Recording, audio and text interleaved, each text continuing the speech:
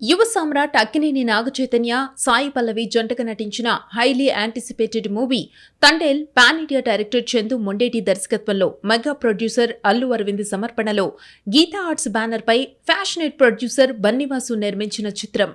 ఫిబ్రవరి 7న ఇది ప్రపంచ వ్యాప్తంగా భారీగా విడుదల కానుంది. ఇప్పటికే రిలీజ్ అయిన ప్రమోషన్స్ కంటెంట్ హ్యూజ్ బజ్ ని క్రియేట్ చేసింది. చిత్ర ప్రమోషన్స్ లో టీమ్ ఫుల్ బిజీగా ఉంది. ప్రమోషన్స్ లో భాగంగా చిత్ర హీరో నాగచైతన్య చేసిన కామెంట్స్ ఇంట్రెస్టింగ్ గా మారాయి.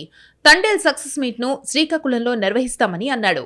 ఈ వ్యాఖ్యలు తండేల్ పట్ల చైతన్య ఎంత కాన్ఫిడెంట్ గా ఉన్నాడో తెలియజేస్తున్నాయి. నాగచైతన్య కెరియర్ లోనే బిగ్గెస్ట్ బడ్జెట్ సినిమాగా తండేల్ తెరకెక్కింది.